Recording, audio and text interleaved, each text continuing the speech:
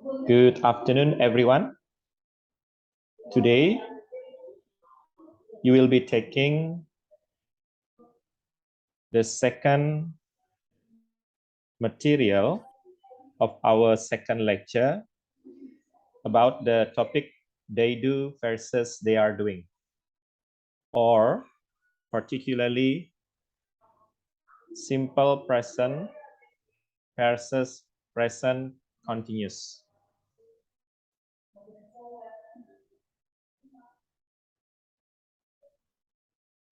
Simple present tense form. In the affirmative, the simple present has the same form as the infinitive, but adds an S for the third person singular. For example, I work, but for the third person singular must be added S at the end of the verb. For example, he works. And then contractions. The verb do is normally contracted in the negative and negative interrogative. For example, I don't work. He doesn't work. Don't I work? Doesn't he work? And then for the spelling notes, verbs ending in double S, SH, CH, X, and O add S instead of S alone to form the third person singular. For example, I kiss. If it uses the third person singular with verbs ending in words mentioned above, become he kisses, rushes, watches, boxes, does, and goes.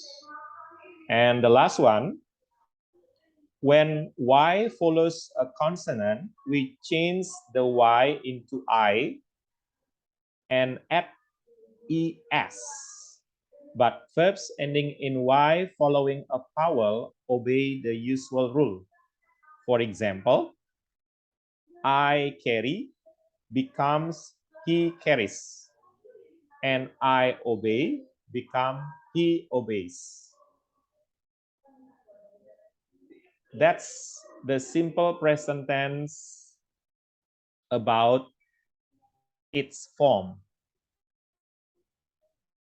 Okay. The next one, we will talk about the use of simple present. The first one, the main use of the simple present tense is to express habitual actions. For example, he speaks English every day. Or when you have another example, okay, the verb could be preceded with the verb with what we call it adverb of frequency. For example, he sometimes speaks English. And then the second one, the simple present tense is often used with adverb phrases such as always, never, on Mondays, twice a year, etc. For example, he always goes to school early in the morning. And the last one, the simple present tense is also used with time clauses expressing routine or habitual actions. You can use whenever and when. For example, whenever it rains, the roof leaks. And when you open the door, a light goes on. Okay, please pay attention with the use of third person singular and the verb itself. Okay. When it is used, it must be followed by the verb with s or es. Okay, please pay attention to this rule. Next. Okay.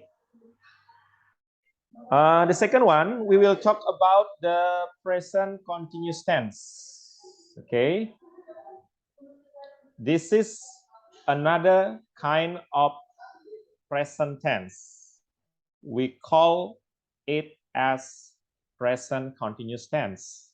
For the form, the first one is the present continuous tense is formed with the present tense of the auxiliary verb be plus the present participle. For example, I am working and he is working. Okay. Please pay attention to the use of be, and then be must be followed by the present participle or verb ing. Okay. I am working. I is the subject, and then am is the be. Okay. After be must be followed by the present participle, the verb one, and it is followed by ing. Okay. It is called as the present participle. And then for the contraction form, the verb be can be contracted as follows. He is working in the affirmative sentence. He is not working in the negative sentence. And isn't he working in negative interrogative sentence? Okay. Please be careful in identifying these three sentences. Okay. I hope all of you got the point of this explanation. And then the third one about the spelling notes. When a verb ends in a single e, this e is dropped before ing, except after h, jai, and sing, and also verbs ending in double e.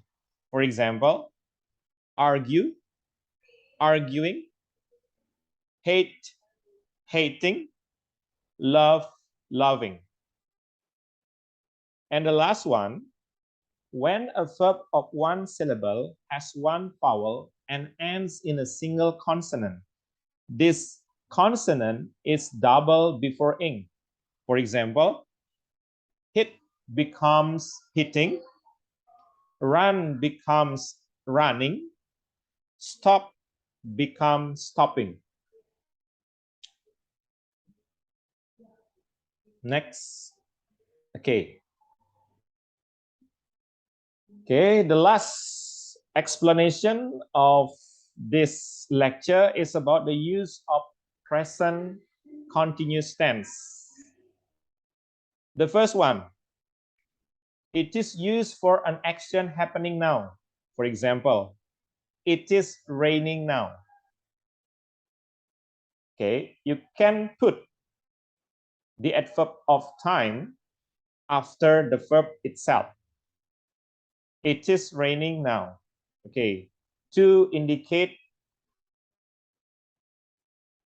the action is being happen. Okay. The next one, or the second one, for an action happening about this time, but not necessarily at the moment of speaking. For example, he is teaching French and learning Greek. You can infer that he may not be doing either at the moment of speaking. Okay, do you get the point? I hope all of you got the point. And the last one, for a definite arrangement in the near future. The most usual way of expressing one's immediate plans. For example, I'm meeting Peter tonight. He is taking me to the theater. In this case, present continuous tense has the sense of or similar with the future tense. Okay? In this case, present continuous tense is used to replace the use of future tense. I'm meeting Peter tonight.